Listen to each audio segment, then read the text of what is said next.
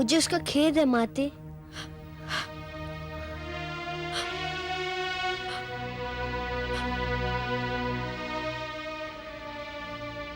जो हुआ पुत्र, उस पर खेद व्यक्त करने के अतिरिक्त और किया भी क्या जा सकता है।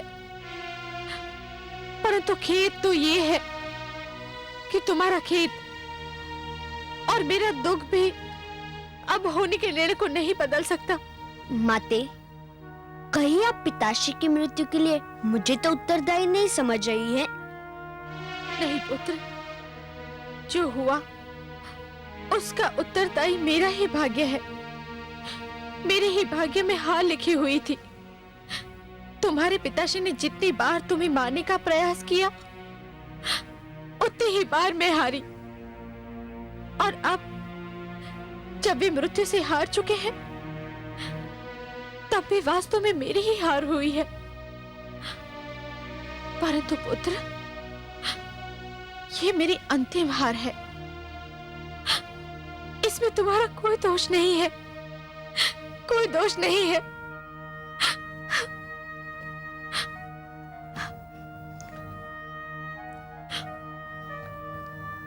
मेरे मन पर एक बोझ है माते।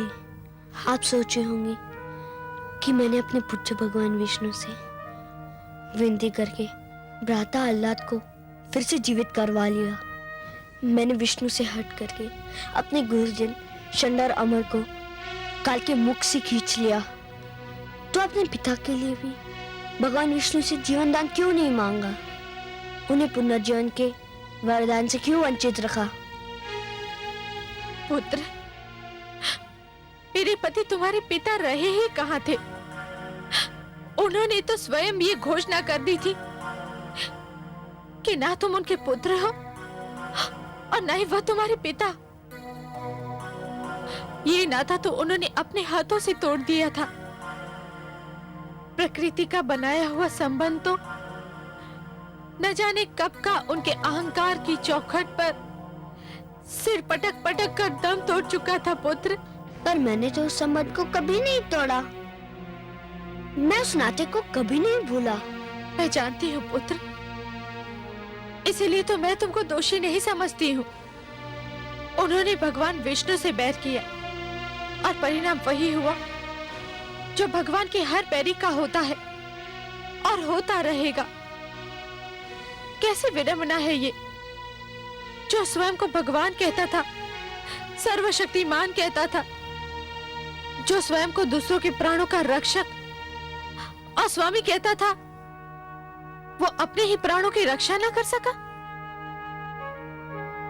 तुमने पुत्र धर्म का पालन किया, परंतु मेरे पति पिता धर्म का पालन भी न कर सके। मैं पिता की छत्र छाया से वंचित हो चुका हूँ माते। मेरे सिर पर अब केवल आपकी छत्र छाया रह गई है। आपका प्रेम मेरा रक्षक रहा है। आपका आशीष मेरा रखवाला बना है। मुझे कभी स्वयं से दूर ना कीजिएगा। आपका स्नेह ही मेरे जीवन की सबसे बड़ी शक्ति है। मैं केवल ये कहने आया था कि अपने दुख में आप अकेली नहीं हैं। मैं आपके दुख का भागीदार हूँ। कुछ दुख ऐसे होते हैं पुत्र, जिनका कोई भागीदार नहीं बन सकता। हर व्यक्ति को ये दुख स्वयं सहने पड़ते हैं, चुपचाप अपने ही भीतर रह करके। अब तुम जाओ पुत्र, अभी बहुत कार्य शेष है। तुम जाकर इन कार्य को पूरा करो, अपना पुत्र धर्म निभाओ। मुझे कुछ आवश्यक निर्णय करना है।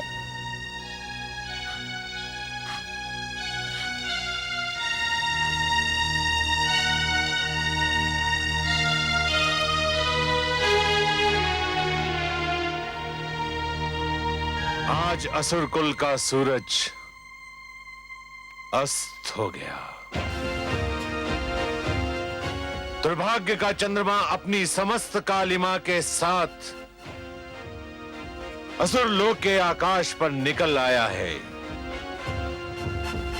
देवराज इंद्र के गर्व को चकनाचूर करने वाले असुरों के महानायक हिरण्यकश्यपु का आप समस्त असुर वीरों पर एक ऋण है जिसे आप सबको चुकाना है। हमें अति शीघ्र यह निर्णय लेना है कि हमारे प्रिय महाराज का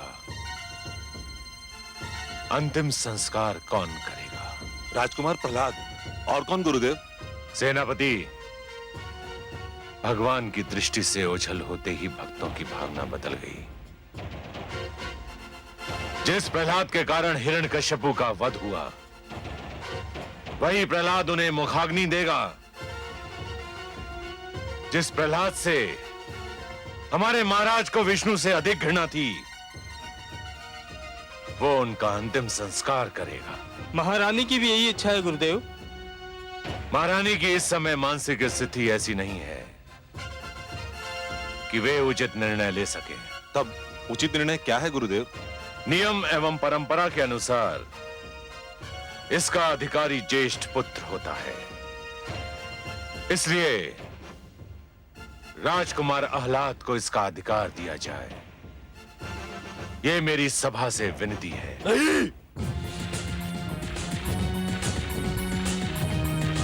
ना तो ये न्याय की दृष्टि से उचित है,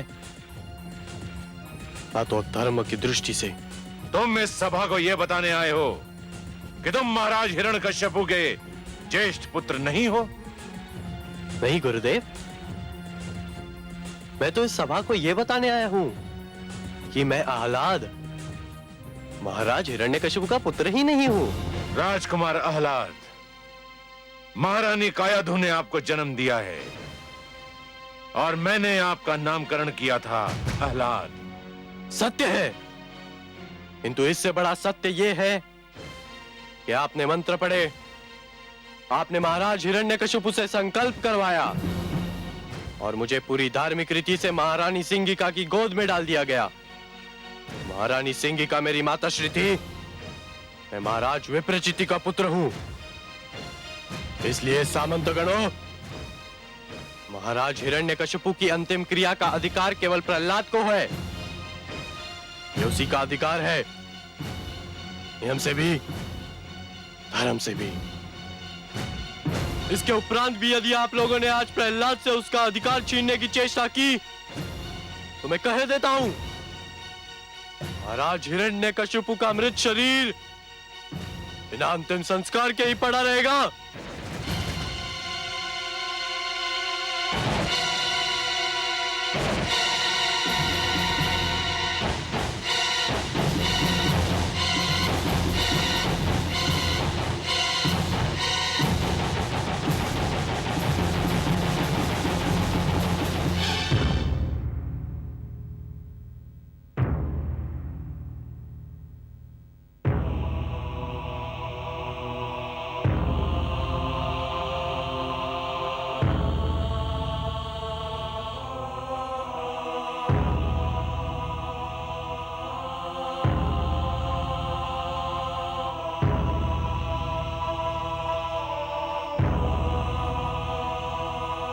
गुरुदेव, मेरे लिए क्या आदेश है?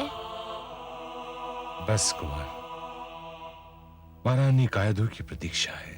गुरुदेव, जब पिताश्री के अंतिम संस्कार के लिए ज्येष्ठ पुत्र मेरे भ्राता आह्लाद यहाँ है, तो माताश्री को यहाँ क्यों बुलाया जा रहा है? मेरे माता का हृदय बड़ा ही कोमल है। वे अभी तक पिताश्री की मृत्यु से उभर नहीं पाई है। वत्स, इस समय तुम्हें अपने हृदय को वज्र की भांति इस्पात बनाने की आवश्यकता पड़ेगी।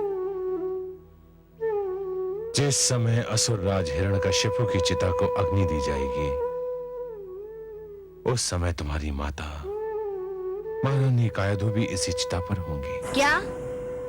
नहीं, नहीं, ये संभव नहीं है। क्या शोक में माताश्री ने अपने प्राण त्याग दिए? नहीं पुत्र, वे जीवित हैं, सकुशल हैं। ये परंपरा है जिसमें एक सुहागन नारी प्रतिव्रता कहलाने के लिए अपने मृतक पति के सिर को अपनी गोद में लेकर उसकी चिता में जलकर सती बन जाती है। नहीं!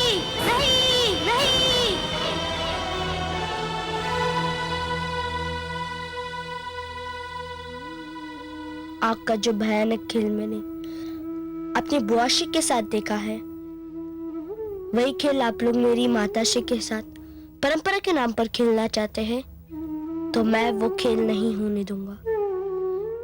मैं आज इस भयानक परंपरा को अपने पिताश्री की चिता में जलाकर समाप्त कर दूंगा, गुरुदेव।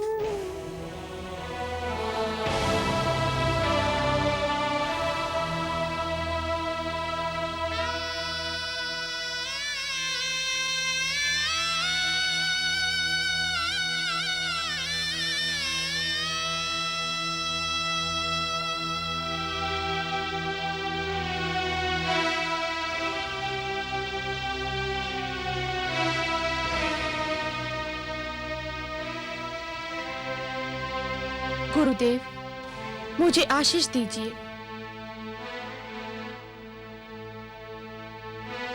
देवादिदेव, महादेव, तुम्हें अपना अंतिम कर्तव्य बिना किसी संकट के पूर्ण करने की शक्ति प्रदान करें। वो स्त्री बड़ी भाग्यशाली होती है जो इस संसार से सुहागन चली जाती है। तुमने ये निर्णय इसलिए लिया है कि तुम अपने इस सुहागन रूप को वैधव्य की लपटों में झोंकना नहीं चाहती हो।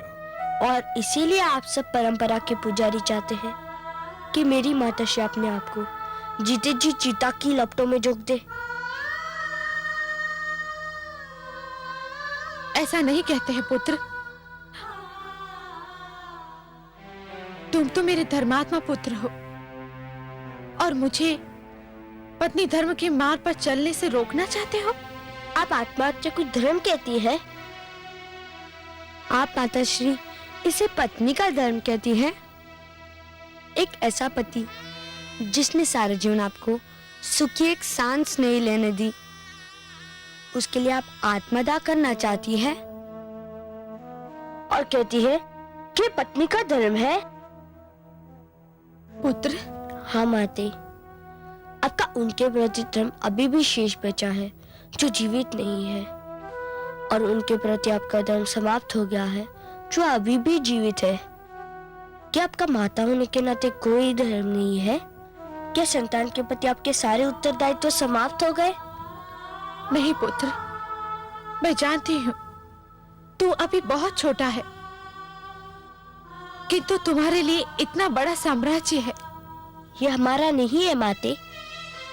मेरे भगवान विष्णु ने कितना अच्छा विभाजन किया था, आकाश देवताओं का, धरती मानव की और पातालम असुर लोगों का। मेरे पिताश्री ने देवताओं से आकाश छीना, मानव से धरती छीनी, और इसलिए मेरे विष्णु ने उन्हें दंड दिया। किंतु आप माता होकर हमें किस बात का दंड दे रही है? अच्छा माते, बताइए, क्या अभी तक आप इस मृत देह को पिताश्री मान रही है? परंतु पुत्र, ये मृत देह तो उन्हीं की है ना? हाँ माता, किंतु ये तो केवल देह है जिसे अभी अग्नि राख में बदल देगी। हमारा संबंध तो उस आत्मा से था जो अब नहीं है। तूने सत्य कहा पुत्र, किंतु संसार मुझे क्या कहेगा? मृत्यु के भय से मैंने अपना धर्म छोड़ दिया? नहीं माते, जिसने न जाने कितनी बार अपने पति के हाथों अपने पुत्र को मृत्यु के मुख में जाते देखा है, उस पीड़ा को झेला है, उसे मृत्यु से भय नहीं माते, नहीं। केवल धर्म के नाम पर मुझसे अपनी ममता की छाया मत छीनो। केवल परंपरा के लिए मुझे अनाथ मत करो माते।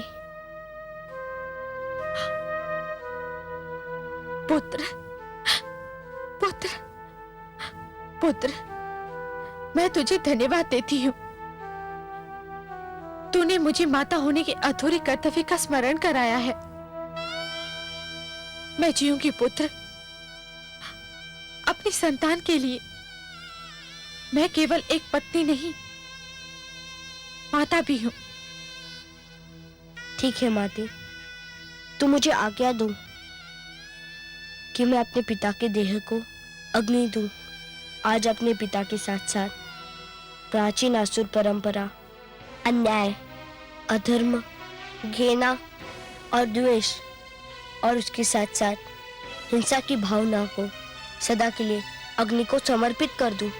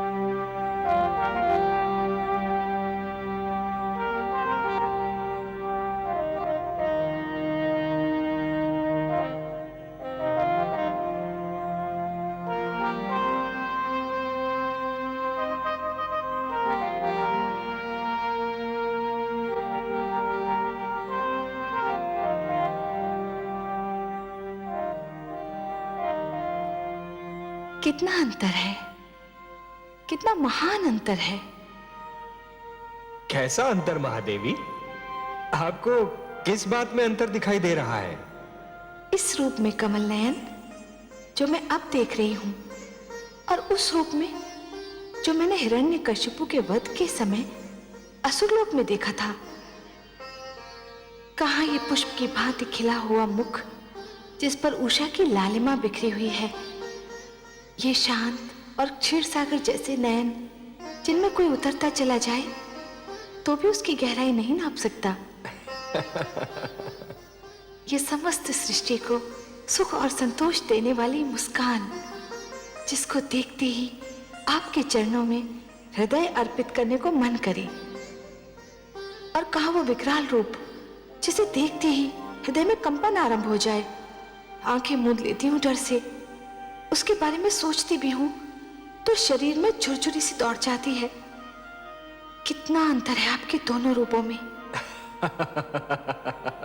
महादेवी, आज तो हमारा सौभाग्य है कि आप प्रेम सुधा की वर्षा हम पर कर रही हैं। मैं तो आपसे पहले भी कह चुका हूं महादेवी कि अपने भक्तों के उद्धार के लिए मैं कोई भी भयानक रूप भी धारण कर सकता हूं। भक्ति की शक्ति मुझसे वो सब करा सकती है जिसकी कल्पना भी नहीं की जा सकती। परंतु वो क्रोध जैसे ज्वालामुखी फट पड़ा हो, जैसे समस्त सृष्टि में भूकंप आ गया हो, जैसे सागर अपनी सारी शक्ति के साथ बिफर उठा हो। मैं तो समझी थी कि आज सृष्टि का पालनहार स्वयं ही सृष्टि का संहार करने पे तुला हुआ है। सत्य तो यह है कि मैं अत्यंत भयभीत हो उठी थी कमल नयन, अत्यंत भयभीत। महादेवी, मैं सब कुछ सहन कर सकता हूं महादेवी, परंतु यदि कोई व्यक्ति अभिमान में यह कहने लगे कि वह स्वयं ही ईश्वर है, मैं उसे कदापि सहन नहीं कर सकता। मैं ये भी सहन नहीं कर सकता महादेवी कि अहंकार को यह भ्रम हो जाए कि उसने सदाचार पर सदा के लिए विजय प्राप्त कर ली है। अंधकार को यह भ्रम हो जाए कि उसने प्रकाश पर विजय प्राप्त कर ली है, या फिर असत्य इस भ्रम में पड़ जाए कि उसने सत्य पर विजय पा ली है। पर मैं क्या करूं कमल नयन? मैं तो आपके इसी रूप पर मोहित हूं जो इस समय मेरे नेत्र देख रहे हैं। यही सुंदर मुखड़ा मेरे मन में बसा हुआ है। ये मुकुटधारी ललाट, यही सूर्य और चंद्र को लजाने वाला सुंदर मुखड़ा, ये दीप समान जगमगाते नेत्र, इसी को देखकर ही तो मैंने अपना हृदय आपके चरणों में रख दिया था। महादेवी, यदि आपकी यही इच्छा है कि मैं ऐसा भयानक रूप कभी धारण ना करूं, तो मैं आपको यह वचन देता हूं, इसके आगे कभी ऐसा रूप धारण नहीं करूंगा जिसे देखकर आप भयभीत हो।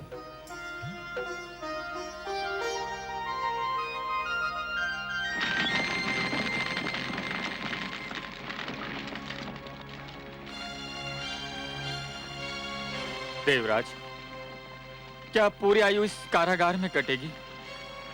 अब तो अमृतपान भी महंगा लगने लगा। यदि अमृत ना पिया होता तो हिरण्यकश्यपु हमारा वध कर देता और हम सब इस कारागार की घुटन से मोक्ष पा जाए। ये सारा किया धरा ब्रह्मा जी का है, अपने ब्रह्मा जी का। न दिन में मरो न रात में, ये भी कोई वरदान है? न दिन में मरो न रात में, तो कब मरो? उनसे चतुर तो अपने अग्निदेव निकले। इतनी चतुराई से वरदान दिया कि हिरण्यकश्यपु अपनी बहन को नहीं बचा पाया। परंतु हे देवराज, अब हमारा होगा क्या? अब आप लोग मुक्त हैं।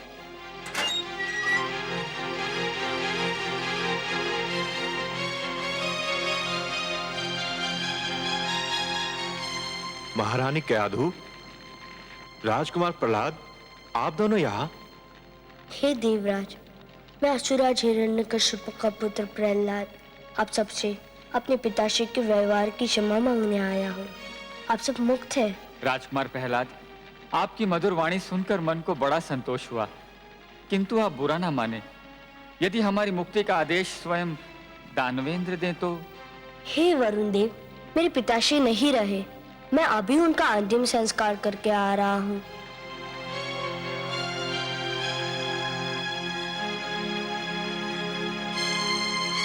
मेरा पुत्र सत्य कह रहा है। किंतु ब्रह्मा जी का वो वरदान, उस वरदान का उपाय तो असंभव है।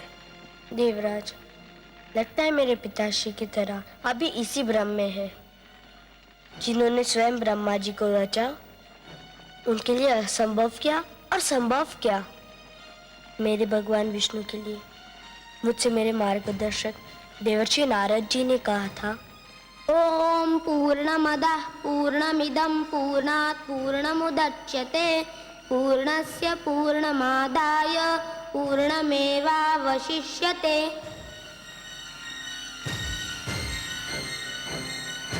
मेरे विष्णु के समक्ष जाकर तो प्रश्न भी उत्तर बन जाता है।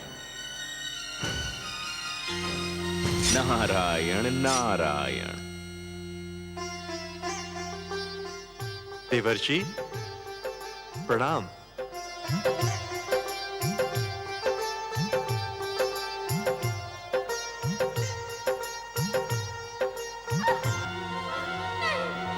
आओ आओ मेरे साथ, आओ मेरे साथ। नारायण नारायण। देवर्षि, अभी आपको देखते ही मुझे उन क्षणों का ध्यान हो आया जब मैं महारानी कयाधु को कायरों की भांति बलपूर्वक लिए जा रहा था। तब यह बालक प्रहलाद अपनी माता के गर्भ में था और मैं इसे जन्म लेते ही मार डालने की सोच रहा था। देवराज, आप जिस बालक का वध करना चाह रहे थे, आज उसी के कारण आप इस कारागार से मुक्त हो रहे हैं। इसी बालक के कारण तो मेरे आराध्य देव वासुदेव को पृथ्वी पर नृसिंह के रूप में अवतार लेना पड़ा। हे बाल योगी प्रहलाद, मैं हृदय से आपको प्रणाम करता हूं। आपने हमें मुक्त करके हम सब पर बड़ा उपकार किया है। नहीं देवराज, आप देवता है, श्रेष्ठ है। मैं आपको अपनी माता की इच्छा अनुसार आपका देवलोक आपको लौटा रहा हूँ। कृपया उसको स्वीकार कीजिए। नारायण नारायण, क्या सोच रहे हैं देवराज? ये सत्य है, स्वप्न नहीं। नारायण नारायण। आज से देवता आकाश पर, मानव धरती पर और असुर पाताल में रहेंगे। कोई भी किसी की सीमा का उल्लंघन नहीं करेगा। सब अपने अपने घरों में आनंद से रहेंगे। युद्ध ना हो, शांति ही शांति हो। यही मेरी भगवान विष्णु से प्रार्थना है। कमल नयन, कितने आश्चर्य की बात है, आपने ध्यान दिया? आप किस आश्चर्य की ओर संकेत कर रही हैं महादेवी? मैं तो कारागार में पुत्र प्रहलाद के देवराज इंद्र के प्रति उदारता के भाव को देख रहा था। मेरा संकेत भी उसी ओर है। कहाँ वो इंद्र, देवताओं में असुर, और कहाँ हमारा पुत्र प्रहलाद, असुरों में देवता। पुत्र प्रहलाद ने उन देवराज इंद्र को उनका देवलोक लौटाया जो कभी उसे मारना चाहते थे। यदि पुत्र प्रहलाद उनका इंद्रासन नहीं लौटाता तो वो क्या कर लेते?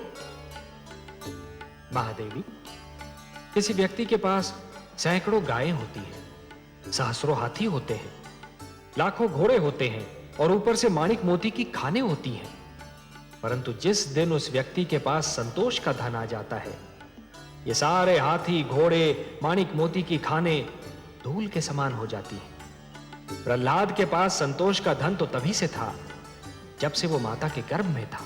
इतना श्रेष्ठ बालक जिस दिन राजा बनेगा उसकी प्रजा कितनी सुखी होगी। हाँ, ये तो है।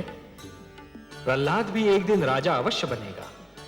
मुझे नहीं लगता पद्मनाभ, अभी तो इस बालक में किसी भी प्रकार का स्वार्थ नहीं है।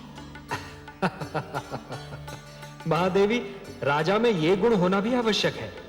जो व्यक्ति निजी स्वार्थ को त्याग नहीं सकता वो अच्छा राजा कभी नहीं बन सकता। मैं सोचती हूँ कमल नयन, क्यों ना सारा संसार प्रहलाद की भांति हो जाए। महादेवी, जैसे स्वाति की हर बूंद मोती नहीं होती, जैसे कोयले की हर खान में हीरा नहीं होता, जैसे असंख्य तारों के बीच एक ही चंद्रमा होता है और समस्त ग्रहमंडल में एक ही सूर्य होता है, वैसे हर प्राणी प्रहलाद तो नहीं हो सकता ना महादेवी।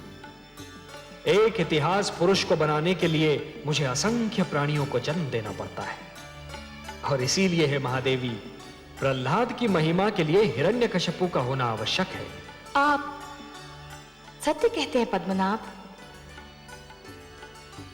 वो देखिए कमल नयन, पुत्र प्रहलाद शुक्राचार्य के आश्रम की ओर क्यों जा रहा है? महादेवी, दैत्य गुरु शुक्राचार्य असुर लोक को त्याग कर जाने वाले हैं। हो सकता है कि पुत्र प्रहलाद शिष्टाचार के नाते उन्हें विदा करने जा रहा हो। क्या कह रहे हो तुम? मस्तिष्क फिर गया है तुम्हारा। गुरुकुल छोड़कर कहां जाओगे? उस मार्ग पर जिस पर प्रहलाद के ज्ञान का उजाला फैला हुआ है, उस मार्ग पर जो सत्य का मार्ग है, धर्म का मार्ग है, कल्याण और मन की शांति का मार्ग है। पिताश्री, हम हिमालय जाकर तपस्या करेंगे, अपने पापों का प्रायश्चित करेंगे और अपने मन की खोई हुई शांति को ढूंढेंगे। हमें यहां शिक्षा भी नहीं मिली और हमारे मन की शांति भी खो गई। यहां रहकर हमने ऐसे कार्य किए जिन्हें सोचकर हमें स्वयं से लज्जा आती है। मुझे छोड़कर मत जाओ पुत्रों। यदि तुम दोनों चले गए तो मेरी दोनों भुजाएं टूट जाएंगी। आप जिस पथ के पथिक हैं पिताश्री, यदि उसी पर चलते रहे तो एक दिन आप स्वयं भी टूट जाएंगे।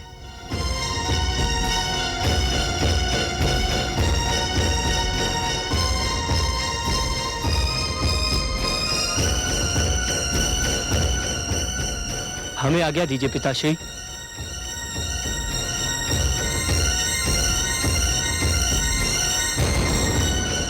रुक जाओ मेरे पुत्रों, मुझे छोड़कर मत जाओ। षंड, अमार्क,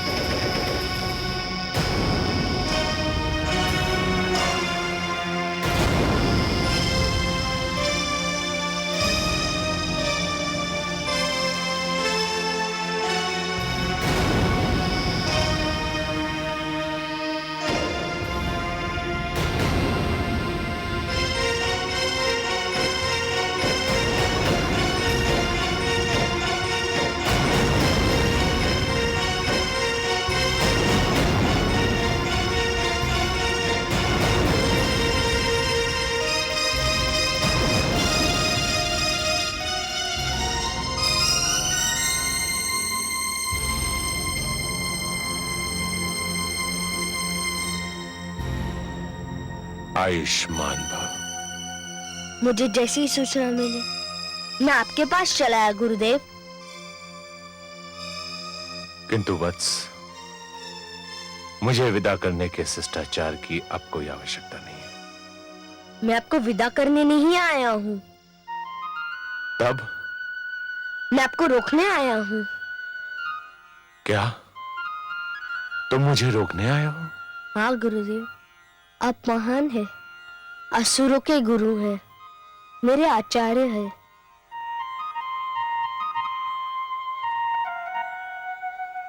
किंतु अब तुम्हें मेरी क्या आवश्यकता है? तुमने हिंसा, द्वेष, घृणा तथा असुरों की परंपरा को अपने पिता की अर्थी के साथ कंधा दे दिया है। तुम्हारे राज में तो अब केवल विष्णु के मानने वालों को ही स्थान मिलेगा। नहीं गुरुदेव, मानने का संबंध विश्वास से है। जो ईश्वर को मानेंगे वे मेरे हैं, जो नहीं मानेंगे वे भी मेरे हैं। मेरा ईश्वर पर इतना अटल विश्वास है कि ये मानने लगा कि ईश्वर को मनवाने की कोई आवश्यकता नहीं है। वे अपनी परम शक्ति स्वयं मनवा लेते हैं। मेरी निजी मान्यता का संबंध आपसे नहीं है गुरुदेव। मैं असुरों की संस्कृति के विरोध नहीं हूँ। मुझे तो आपसे नीति की शिक्षा लेनी है, शस्त्र विद्या सीखनी है। एक पराजित व्यक्ति से शिक्षा ग्रहण करना चाहते हो? नहीं गुरुदेव, आप पराजित नहीं है। कोई भी पराजित नहीं हुआ। पराजय हुई है दोषपूर्ण सिद्धांतों की, दोषी नियमों और परंपराओं की। आप तो कल भी आचार्य थे और भविष्य में भी आचार्य रहेंगे।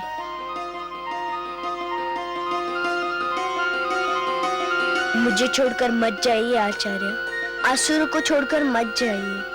मैं आपके मार्ग में पड़ा हूं। यदि जाना है तो मेरे मस्तक पर पैर धर के निकल जाइए। उठो पुत्र। पुत्र, मैं संसार में अपने आप को सबसे बड़ा हठी समझता था, किंतु मैं तुमसे हार मानता हूं। मैं नहीं चाहूंगा। मैं तुम्हें शिक्षा दूंगा, नीति की, शस्त्र की, ज्ञान विज्ञान की, किंतु तुम भी मुझे वचन दो कि तुम मुझसे विष्णु भक्ति की हट नहीं करोगे। मैं वचन देता हूँ, आपके ओर से भी उनकी भक्ति मैं कर लूंगा। आप तो बस मेरे मस्तक पर अपना हाथ रख दीजिए।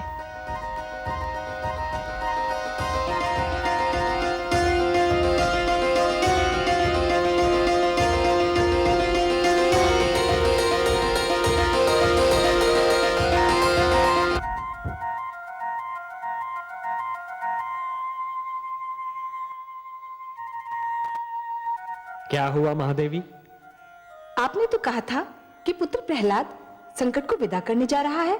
संकट? कैसा संकट महादेवी?